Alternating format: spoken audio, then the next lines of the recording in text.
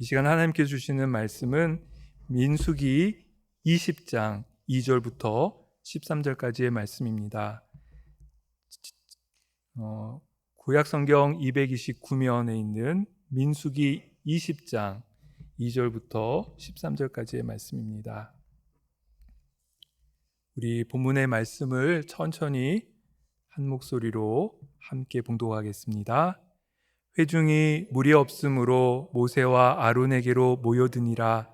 백성이 모세와 다투어 말하여 이르되 우리 형제들이 여호와 앞에서 죽을 때에 우리도 죽었더라면 좋을 뻔하였도다. 너희가 어찌하여 여호와의 회중을 이 광야로 인도하여 우리와 우리 짐승이 다 여기서 죽게 하느냐? 너희가 어찌하여 우리를 애굽에서 나오게 하여 이 나쁜 곳으로 인도하였느냐? 이곳에는 파종할 곳이 없고 무화과도 없고 포도도 없고 석류도 없고 마실 물도 없도다. 모세와 아론이 회중 앞을 떠나 회막문에 이르러 엎드림에 여호와의 영광이 그들에게 나타나며 여호와께서 모세에게 말씀하여 이르시되 지팡이를 가지고 내 형 아론과 함께 회중을 모으고 그들의 목전에서 너희는 반석에게 명령하여 물을 내라 하라. 내가 그 반석이 물을 내게 하여 회중이 그들 짐승에게 마시게 할지니라. 모세가 그 명령대로 여호와 앞에서 지팡이를 잡으니라. 모세와 아론이 회중을 그 반석 앞에 모으고 모세가 그들에게 이르되 반역한 너희여 들으라. 우리가 너희를 위하여 이 반석에서 물을 내려 하고 모세가 그의 손을 들어 그의 지팡이로 반석을 2번 치니 물이 많이 솟아나오므로 회중과 그들의 짐승이 마시니라. 여호와께서 모세와 아론에게 이르시되 너희가 나를 믿지 아니하고 이스라엘 자손의 목전에서 내 거룩함을 나타내지 아니한 고로 너희는 이 회중을 내가 그들에게 준 땅으로 인도하여 드리지 못하리라 하시니라. 이스라엘 자손이 여호와와 다투었으므로 이를 무리바 무리라 하니라. 여호와께서 그들 중에서 그 거룩함을 나타내셨더라. 아멘. 토크쇼의 여왕으로 불리는 우리가 잘 아는 윈프라 오프리, 그는 인종차별이 가장 심했던 미국의 미시시피 주에서 가난한 흑인의 가정에서 사생아로 그렇게 출생했습니다. 6살 때까지 외가의 도움을 받아 그곳에서 성장했습니다. 그는 파출부였던 어머니, 그리고 또 어떤 때는 전혀 다른 여자와 살고 있는 아버지와도 함께 살아야 했을 그러한 어려운 이 청소년 시기를 그는 보냈습니다. 그는 마약에 중독되기도 했고 또 강간을 당하기도 했고 또 미혼모로서 소녀 감호원을 들락달락하는 그렇게 참 어떻게 보면 어려운 또 안타까운 그러한 시기들을 오랫동안 보냈죠. 하지만 그에게는 하나님에 대해서, 믿음에 대해서 이야기해 주었던 외할머니가 계셨습니다. 외할머니가 오프라 윈프리에게 항상 이런 말을 했다라고 합니다.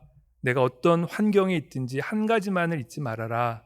너는 하나님의 자녀라는 사실 말이다.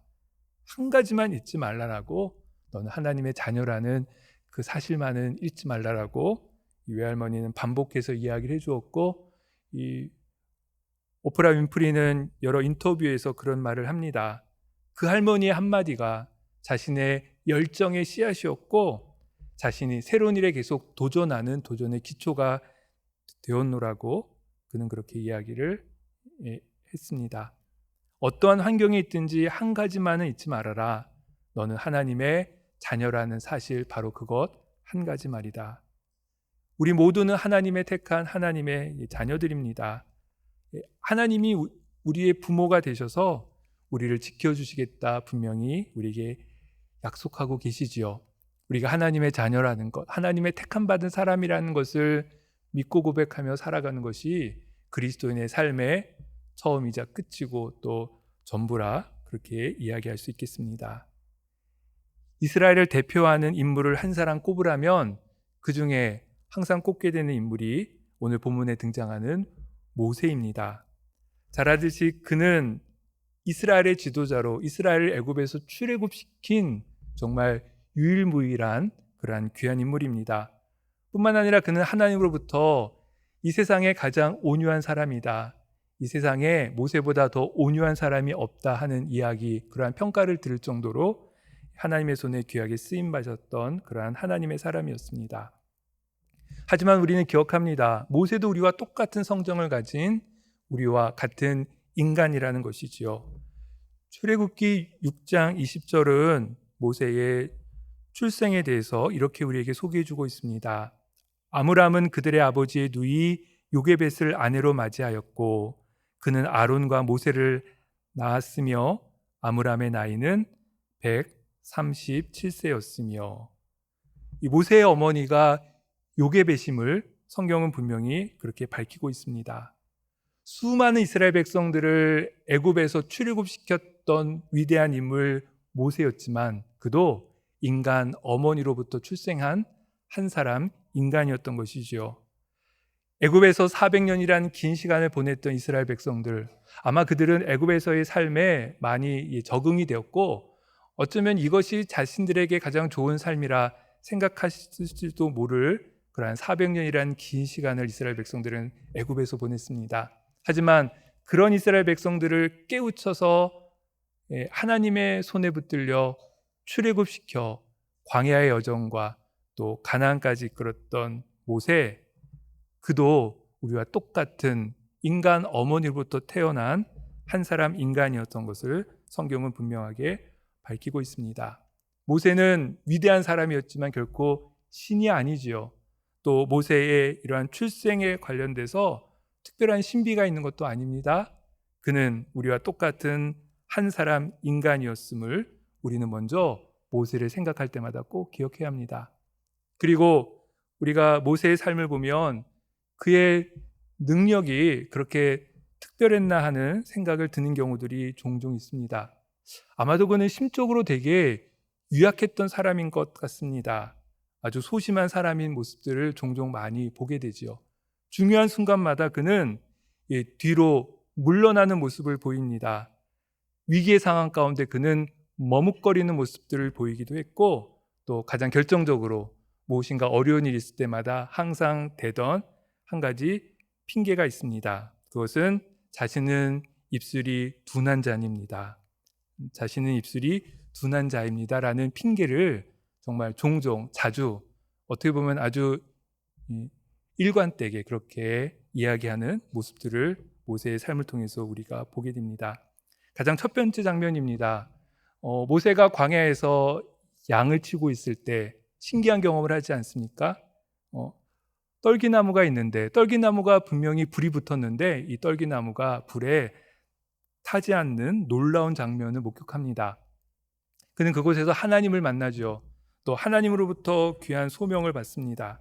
이스라엘 백성을 애굽에서 출애굽시키라라는 귀한 소명의 말씀을 듣게 되지요.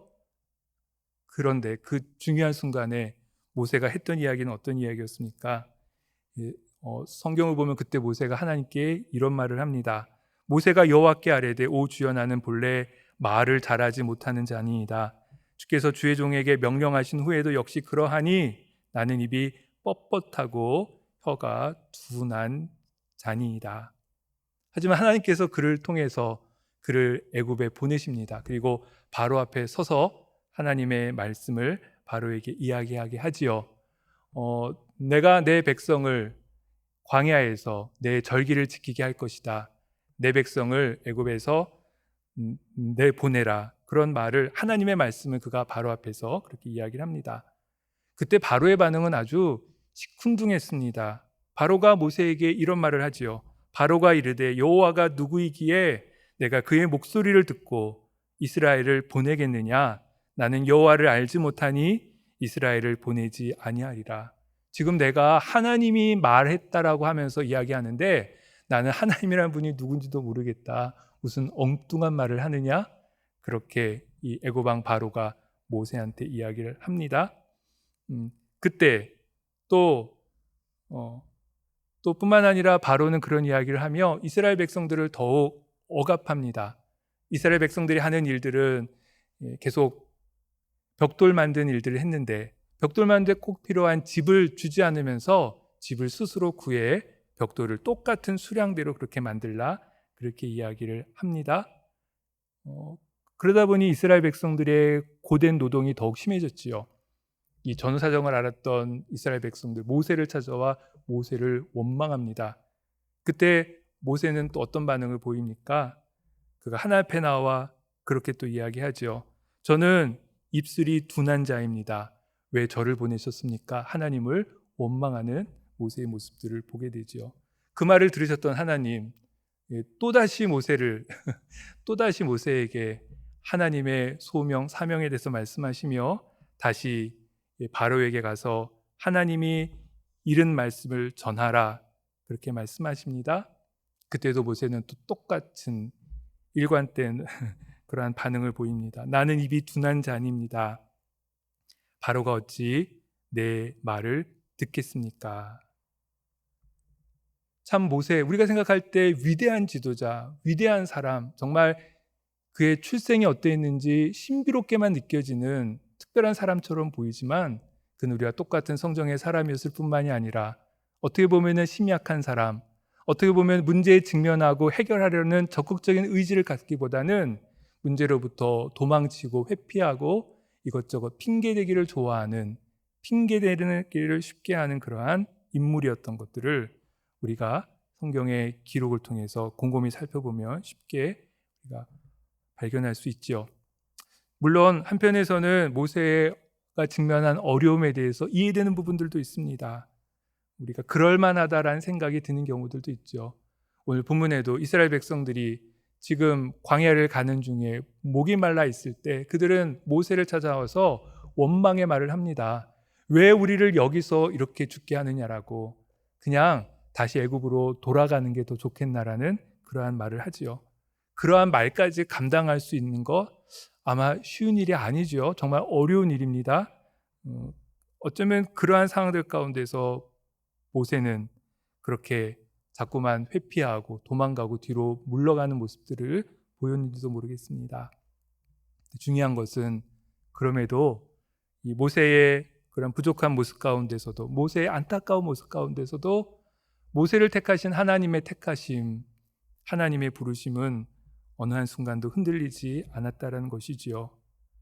하나님은 모세에게 분명하게 말씀하십니다. 여호와 하나님의 명령을 받은 자라고, 그리고 바로에게 하나님의 말씀을 전할 자가 바로 너 모세다라고 분명하게 말씀하십니다. 뿐만 아니라 바로에게 하는 일을 내가 보게 될 것이다. 내가 살아계신 하나님의 역사를 보게 될 것이다. 그렇게 하나님의 택함 받은 모세, 하나님의 자녀된 모세, 하나님의 선택받은, 하나님의 소명받은 모세를 하나님께서 끝까지 붙드시고 지키시는 모습들을 우리가 성경의 말씀들을 통해서 분명하게 볼 수 있지요. 비록 아주 평범하고 약함을 많이 가졌던 그러한 인간이지만 우리는 이 하나님의 택하심 앞에서 하나님이 앞으로 하실 일들에 대한 기대한 마음들을 갖게 됩니다. 하나님이 모세를 통해서 무슨 일들을 하실까? 비록 그는 부족한 사람이지만 하나님이 그를 택하셨다고 하는데, 하나님이 그를 택하셨으니 하나님은 모세를 통해서 무슨 일들을 이루어 가실까? 기대하는 마음, 뭔가 궁금한 마음을 갖게 되지요. 그래서 실제로 모세는 하나님의 손에 붙들려 이스라엘 백성들을 애굽에서 출애굽시켜 광야의 여정들을 이어갑니다. 그러한 여정 가운데 오늘 본문의 말씀이 기록되어져 있습니다. 본문에서 모세는 아주 중요한 사건을 이곳에서 경험하게 됩니다. 하나님의 강한 손으로 광야 여정을 시작을 해서 지금 신광야에 이르게 되었는데, 거기에도 마찬가지로 광야다 보니 물이 없었습니다. 이스라엘 백성들은 또다시 불평하지요. 그때 하나님이 모세에게 말씀하십니다. 지팡이를 가지고 반석에게 명령하여 물을 내라, 그렇게 말씀하십니다. 하지만 모세가 하나님의 그 말씀을 듣고 그렇게 하지 않습니다. 그는 지팡이를 잡고 손을 들어 지팡이로 반석을 2번 치는 그러한 행동을 하게 됩니다. 그런데 놀라운 것은 이 모세의 행동을 통해서 모세는 하나님께서 이스라엘 백성들에게 준 가나안에 들어가지 못하는 결과를 얻게 되지요. 함께 읽었던 12절 말씀 가운데 그 사실을 기록을 합니다. 여호와께서 모세와 아론에게 이르시되 너희가 나를 믿지 아니하고 이스라엘 자손의 목전에서 내 거룩함을 나타내지 아니한 고로 너희는 이 회중을 내가 그들에게 준 땅으로 인도하여 드리지 못하리라 하시니라.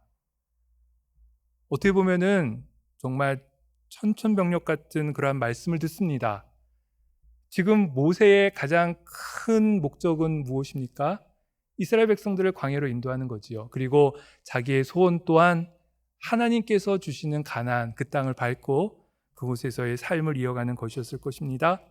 하지만 오늘 본문 말씀 가운데 모세가 지팡이를 가지고 반석에게 명령해서 물을 내는 것이 아니라 손을 들어 지팡이로 반석을 2번 치는 행동을 통해서 모세는 가나안에 들어가지 못하는, 이스라엘 백성들은 들어갈지 모르지만 모세 자신은 가나안에 발을 밟지 못하는 그러한 운명에 처하게 되지요. 하나님이 지금 그것을 모세에게 말씀하고 계십니다. 성도 여러분, 무슨 차이가 있는 것입니까? 지팡이를 가지고 반석에게 명령을 해서 물을 내는 것과 지팡이를 손에 들고 반석을 쿵쿵 2번 쳐서 물을 내는 것, 그것이 무슨 차이가 있는 것입니까? 그런데 분명히 그 행동에 결정적인 큰 차이가 있고, 그것을 오늘 보면 성경은 모세가 하나님을 믿지 않음으로 그렇게 행동했다, 모세의 본심을 그렇게 드러내고 있습니다. 하나님을 믿지 않고 한 행동이다. 하나님의 거룩함을 나타내야 될 그 순간에 하나님의 영광을 나타내고 하나님이 이 모든 일을 행하시는 하나님이 주인이시라는 것을 나타내야 될 그 순간에 하나님의 거룩함을 나타내지 못하는 행동을 했다, 성경은 지적을 하며 하나님은 그것에 대해서 말씀하며 그로 인해서 모세가 가나안에, 자기가 정말 가고 싶었던, 이스라엘 백성들과 함께 경험해보고 싶었던 그 가나안에 가지 못하는 결과를 맞게 됨을 성경은 분명하게 보여주고 있는 것이지요. 모세의 지팡이는 어떤 면에서는 특별한 의미가 있는 지팡이입니다. 모세의 지팡이, 보통의 지팡이와 똑같은 지팡이지만 그 지팡이는 하나님의 역사를 이루고 하나님의 임재를 나타내며 하나님의 살아계심을 증거하는 그러한 지팡이였기 때문에 거기에는 특별한 의미가 있었습니다. 잘 아시는 것처럼 모세는 기적을 행할 때마다 하나님이 지적하시는 그 지팡이를 사용하지요. 그리고 그 지팡이를 통해서 하나님의 역사를 많은 백성들에게 보여주었습니다. 그때마다 하나님은 지팡이를 어떻게 사용해야 할지, 그리고 어떤 방식으로 사용할지에 대한 구체적인 말씀을 주셨습니다. 어떨 때는 지팡이를 던지라 말씀하시고, 어떨 때는 지팡이를 치라 말씀하시고, 잡으라 말씀하시며 또 지팡이를 들라 말씀하시는 경우들도 있었죠. 그때마다 모세는 신중하게 하나님이 명령하신 그대로 행했습니다. 자기가 하는 일이 아니라 하나님이 하시는 일임을 나타내기 위함이었죠. 지금 이 백성들을 이끌고 가는 사람은 모세 자신이 아니라 하나님이심을 보이기 위해 지팡이는 그렇게 이용되고 사용되었던 것입니다. 그렇기에 모세는 정말 꼼꼼하게 세심하게 하나님이 지시하신 그대로 순종하며 그 일들을 행했습니다. 하지만 오늘 본문에서는 그렇지 않았습니다. 순간적으로 지금 모세는 엉뚱하게 자기 생각대로 행동하고 있는 것이죠. 어쩌면 과거의 그런 경험으로 인한 하나의 습관으로 그렇게 했는지도 모릅니다. 과거에 또 광야에서 물이 없을 때 반석을 쿵쿵 쳐서 반석에서 물을 냈던 그 경험을 생각해서 하나님은 분명하게 지시하셨지만 자기 마음대로, 자기 생각대로, 과거의 습관대로 그렇게 했는지도 모르겠습니다. 중요한 것은 오늘 본문은 그가 했던 그것이 모세의 내면 깊숙한 곳에 하나님보다 자기를 더 드러내고자 하는 인간 안에 있는 교만이 그로 하여금 그런 행동을 하게 했다. 오늘 성경이 우리에게 중요한 그러한 지적을 하고 있는 것이지요. 함께 읽었던 10절 말씀을 보면 이렇게 기록을 합니다. 모세와 아론이 회중을 그 반석 앞에 모으고 모세가 그들에게 이르되 반역한 너희여 들으라. 우리가 너희를 위하여 이 반석에서 물을 내랴 하고. 지금 이스라엘 백성들의 행동에 대해 분노했던 모세, 그는 이런 말을 합니다. 우리가 너희를 위하여 이 반석에서 물을 내랴? 내가 너희에게 물을 주랴? 하나님이 아니라 자신이 드러나는 순간입니다. 하나님이 온전히 영광 받으시고 하나님의 역사가 나타나야 될 순간에 지금 모세는 분노로 인해서 이스라엘 백성들의 원망을 감당하지 못하는 그의 마음 가운데 일어나는 분노와 그 내면 깊숙이 자리 잡은 인간의 교만으로 인해서 그는 하나님의 영광을 가려버리는 것이지요. 그는 분노로 인해서 하나님보다 자신을 더 높이는 결과를 낳게 됩니다. 그 결과 그는 정말 그가 가보기 원했던 가나안 땅, 이스라엘 백성들과 함께 발 딛기 원했던 가나안 땅에 가지 못하는 안타까운 인생의 결과를 맞게 되는 것을 우리가 성경의 말씀을 통해서 분명하게 볼 수 있습니다. 이 분노라는 감정, 우리가 참 감당하기 힘든 감정이지요. 아마 어느 누구도 분노의 감정을 겪어보지 않은 사람은 아마도 없을 겁니다.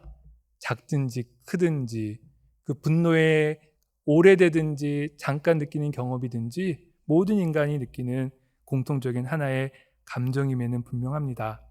하지만 중요한 것은 그 분노의 감정이 그냥 그렇게 방치되는 순간입니다. 그때에는 우리는 하나님의 말씀을 소홀히 여기며 행동하게 될 것입니다. 그 이유는 분노의 내면 깊숙한 곳에는 인간이 갖고 있는 본질적인 욕망인 교만이 그곳에 자리하고 있기 때문에 그렇습니다. 모세는 교만으로 자기의 지도자 역할에 심각한 결격 사유를 보입니다.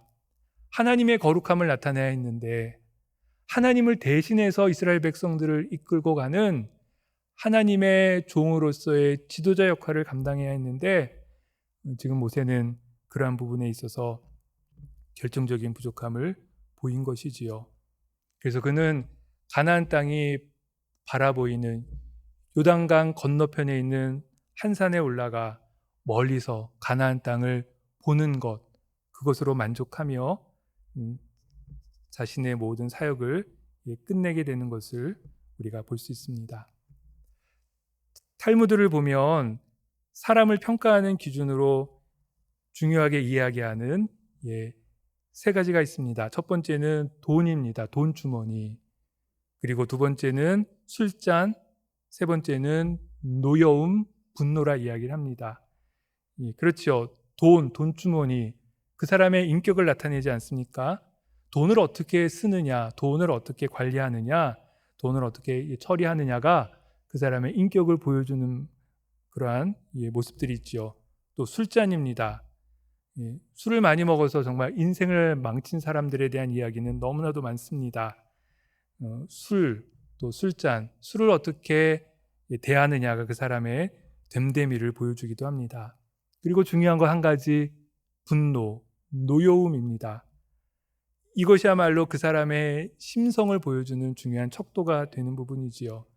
눈에 보이는 것이 아닌 우리 인간 내면의 모습을 그렇게 밖으로 표출되는 것을 통해서 그 사람의 인격과 그 사람의 됨됨이를 우리가 분명히 보게 되는 것입니다. 신앙적인 측면에서는 이 분노라는 것, 분노의 순간, 그때는 하나님이 아니라 자기 자신이 높아지는 순간입니다. 내가 옳고 그름을 판단할 수 있다라는 교만, 내가 선악을 판단할 수 있는 자기 자신에 대한 의로움이 가득 찬 순간이 교만이고, 그 인간 내면의 교만이 밖으로 표출되는 것이 분노임을 우리가 생각해야 합니다. 인간이 하나님 행세하는 것이지요. 하나님은 사라지고 그 자리에 내 생각, 내 주장만이 존재하는 것입니다. 내 판단, 내 의만이 옳다라는 그러한 마음의 교만에서 폭발하는 것, 그것이 분노임을 우리가 잊지 말아야 합니다. 야고보서 1장 19절 20절은 우리에게 이렇게 말씀합니다. 내 사랑하는 형제들아, 너희가 알지니 사람마다 듣기는 속히 하고 말하기는 더디하며 성내기도 더디하라. 사람이 성내는 것이 하나님의 의를 이루지 못함이니라. 하나님의 의를 이루지 못함이니라. 하나님의 거룩함을 나타내지 못함이니라. 온전히 하나님께 영광 돌리지 못함이니라. 우리에게 분명히 말씀하고 있습니다. 어떤 한 사람이 있었습니다. 그가 어떤 자기 형제한테 심한 모욕적인 이야기를 듣게 되었습니다. 그가 자기의 스승을 찾아와서 자기의 스승에게 그 형제에 대한 비판, 막 비난을 쏟아내며 말했습니다. 형제한테 상처를 받았습니다. 안갚음을 하고 말겠습니다. 그때 스승이 그 사람을 다독이며 이렇게 말하지요. 그러지 마시게 친구요. 원수 갚는 일은 하나님께 모두 맡기시게. 아니요. 기필코 내 손으로 되갚아주고야 말겠습니다. 이 사람은 분노하며 계속 이야기를 한 것입니다. 그 스승이 그 형제에게 형제와 함께 기도하세 라고 말하며 이렇게 기도를 하는 것이었습니다. 오 하나님, 저희는 이제 더 이상 주님의 보살핌이 필요 없습니다. 손수 복수를 하기로 결정했기 때문입니다. 그 말에 이 사람은 깜짝 놀라 자기 스승 앞에 엎드려 고백했다고 합니다. 이제 형제와 다투지 않겠습니다. 선생님, 저를 용서해 주세요. 모세는 하나님의 능력을 나타내야 될 그 순간에, 하나님의 거룩함을 증거해야 될 순간에 그러하지 못했지요. 어쩌면 그건 우리 모든 인간의 한계이고 우리 인간의 본래의 연약함인지도 모르겠습니다. 그러나 중요한 것은 그때에도 모세를 택하셨던 하나님의 선택, 모세를 붙잡으셔서 하나님의 일을 이루어 가시는 하나님의 택하심은 여전했다는 사실입니다. 모세는 여전히 하나님의 손에 붙들려 이스라엘 백성을 가나안까지 인도하는 그 소명과 사명을 감당하지요. 여전히 모세를 붙드시는 하나님의 신실하심에는 아무런 변화가 없었습니다. 모세가 하나님보다 자기를 더 드러내며 자기가 모든 일을 하는 것처럼, 자기가 하나님인 것처럼 행세하는 그때에도 모세를 향하신 하나님의 사랑, 모세를 하나님의 일꾼 삼으시고 그를 통해서 하나님의 일을 이루고자 하시는 하나님의 택하심과 그 모든 일들 가운데에는 한순간도 멈춤이 없었다는 사실을 우린 잊지 말고 기억해야 합니다. 그 결과가 무엇입니까? 모세는 이제 가나안에 들어가지 못하지만 그것에 대해서 하나님께 원망하지 않습니다.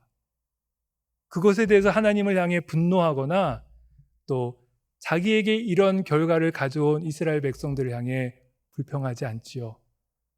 자기는 하나님의 택함 받은 자로 자기의 부족함에도 연약함에도 내가 하나님인 것처럼 행세했던 그러한 어리석은 행동에도 불구하고 나를 택하시고 자녀 삼으시며 나와 함께 하셨던 그 하나님의 손길에는 여전히 아무런 변화가 없음을 그는 느끼고 그 가운데 광야의 여정들을 다 거쳤기에 그는 가나안에 들어가기에 앞서서 비록 가나안 땅을 밟지 못해도 그것에 대해서 하나님을 원망하지 않고 그대로 인정하고 받아들였던 모세의 모습을 우리는 보게 됩니다.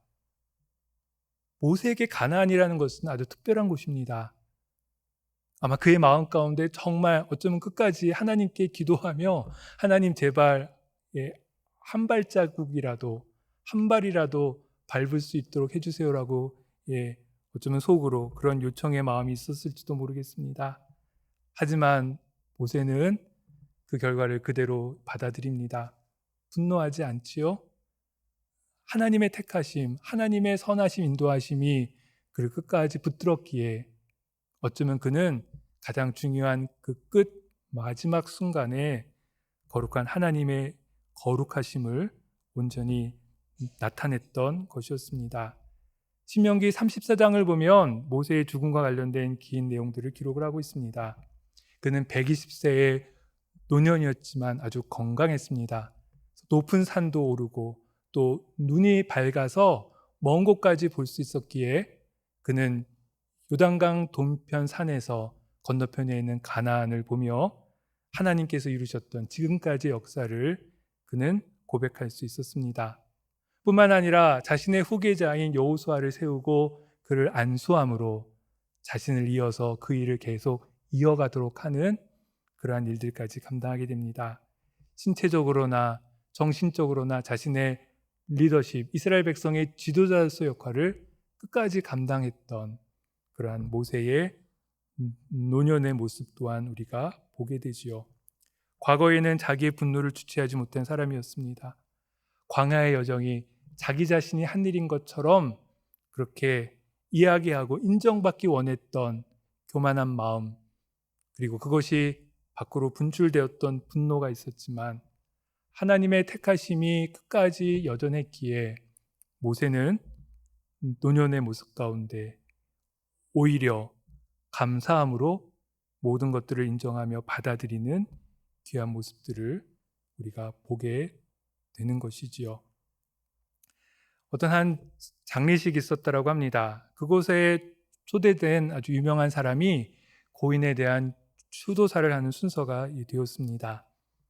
그 사람이 아주 고인을 많이 칭찬하며 이야기를 많이 했지요. 이분은 아내에게는 아주 신실한 남편이었고 또 자기 자녀들을 잘 보살피며 정성을 다해서 가정을 이끌었고 또 자기에게 주어진 일들에 최선을 다했던 훌륭한 인물이었습니다 라는 이야기를 그렇게 그 장례식에 초대된 한 사람이 추도사로 이야기를 하는 거였습니다.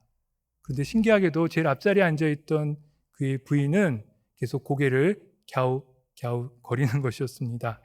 계속 이 사람은 아주 멋진 추도사의 말을 하지만 그때마다 그의 아내는, 제일 앞자리에 앉아있던 그의 아내는 뭔가 의구심을 가진 듯한 얼굴로 계속 고개를 갸웃거리고 있었다고 합니다. 그때 그의 아내가 자기 딸을 불러 이렇게 작은 소리로 이야기했다고 합니다. 얘야, 너 저 관에 누워있는 사람이 정말 내 아버지인지 한번 확인해 보고 오지 않겠니?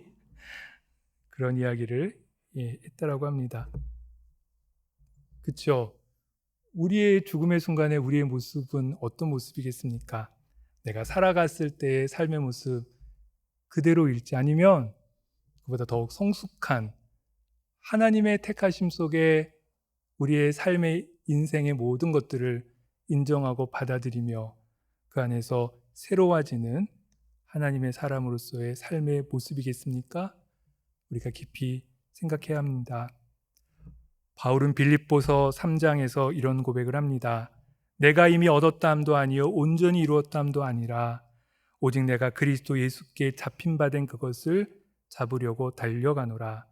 예수께 잡힌 바 된 그것, 하나님의 택하심, 하나님이 자신을 자녀 삼으심, 내가 하나님의 선택받은 하나님의 사람이며 하나님의 일꾼에 대한 그 고백, 그것을 붙잡고 평생 살아왔다.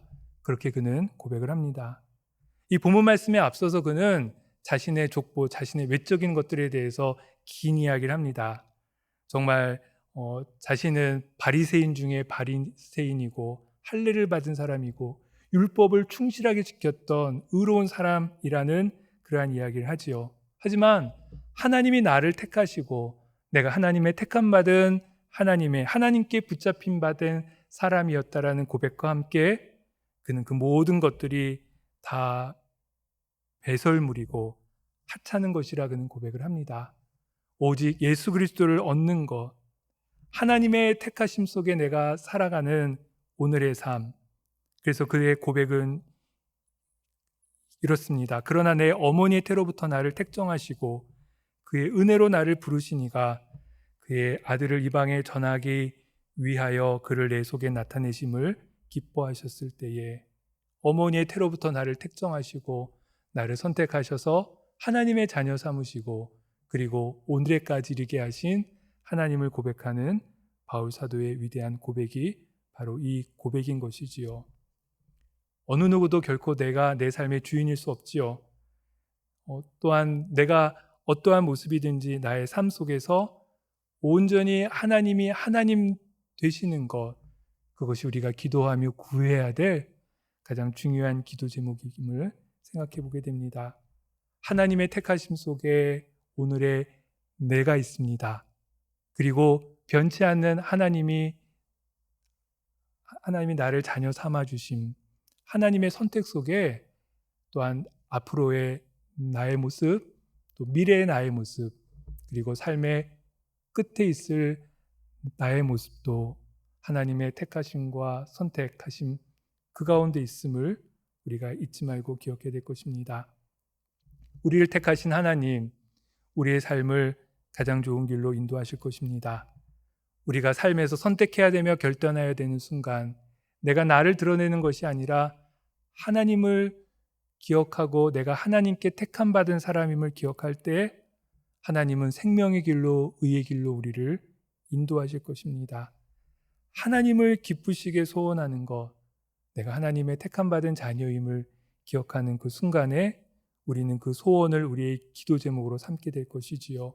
하나님과 친밀한 관계를 유지하는 순간도 내가 하나님의 택함 받은 사람이라는 것, 내가 하나님의 선택받은 하나님의 사람, 나를 택하시고 자녀 삼으신 하나님의 그 손길은 어느 순간에도 나의 부족함과 나의 연약함에도 변치 않고 항상 동일하다라는 그 믿음의 고백 속에 우리는 하나님과의 친밀한 교제 가운데 인도함 받을 것입니다. 우리가 하나님의 자녀라는 것, 하나님의 택함 받은 사람이라는 것, 온전히 우리를 통해서 하나님의 거룩함이 나타나는 것은 내가 하나님의 자녀이며 택함 받은 그 하나님의 선택에 있음을 믿음으로 고백할 수 있는 우리의 모습이어야 될 것입니다. 주님을 닮은 주님의 자녀로, 하나님의 자녀로, 하나님의 택함 받은 우리 주님 예수님처럼 하나님의 택함 받은 하나님의 자녀로 우리에게 주어진 삶을 믿음과 용기와 담대함으로 감당하는 우리 모두의 삶의 모습이어야 될 것입니다. 함께 기도하겠습니다. 하늘에 계신 우리 아버지여, 이름이 거룩히 여김을 받으시오며 나라의 마옵시며 뜻이 하늘에서 이룬 것 같이 땅에서도 이루어지이다. 오늘날 우리에게 일용할 양식을 주옵시고 우리가 우리에게 죄 지은 자를 사하여 준 것 같이 우리 죄를 사하여 주옵시고 우리를 시험에 들게 하지 마옵시고 다만 악에서 구하옵소서. 대개 나라와 권세와 영광이 아버지께 영원히 있사옵나이다. 아멘.